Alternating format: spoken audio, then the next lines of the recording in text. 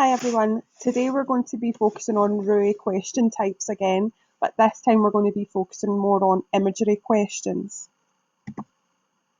Now before we get started, can you please make sure that you've completed the quiz in Microsoft Forms?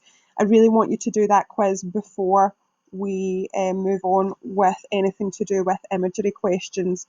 The reason that I would like you to do that first is because I would like to see what you already know about imagery and where there might be gaps in your knowledge that we need to fill. Now, once you've done forms, the quiz and forms, we're going to start talking a little bit about the types of imagery that we're going to be focusing on at higher level. Now, there are quite a lot of different types of imagery in literature, but in higher English, we tend to just focus on the most common ones, which are similes, metaphors, personification, and symbolism. For today's session, though, we're mainly going to focus on similes and metaphors. Let's start off with similes. Now, these tend to be easier to spot because similes always have the word like or the word as in them. Now, just because that means that they're easier to spot doesn't mean that the level of depth in your analysis is less. Just because it's easy to pick them out, you go, yes, there's a simile there, write that down in my answer. That doesn't mean that you need to forego any level of detail in your answer. Your analysis should still be as deep as possible, and we'll talk about that. Now, here's an example of a simile. The messenger ran like the wind. Now, obviously, this is a simile because it has the word like in it.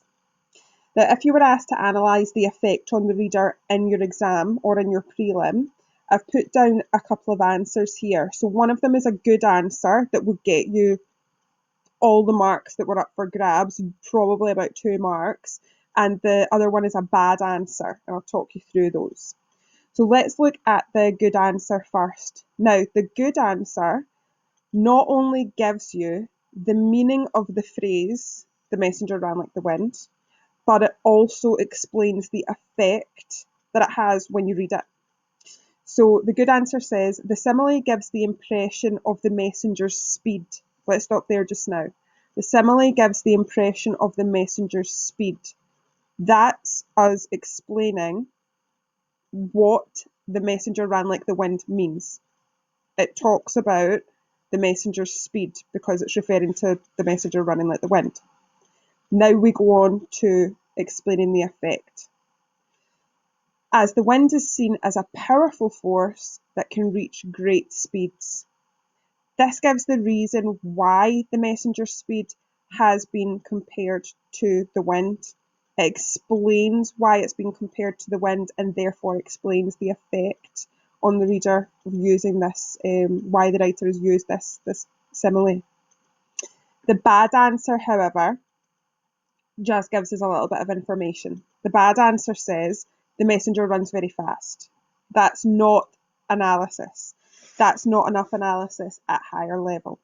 This answer only gives the meaning of the phrase, but it doesn't explain the effect. Please remember that whenever you are analysing any type of imagery, whether it is simile, metaphor, personification, or any other type of imagery, you must explain the effect on the reader. Now, what I would like you to do before we move on is open up the Similes document. I would like you to read through each of the examples. They're just short paragraphs in that document, and I would like you to answer the questions on each of the short paragraphs.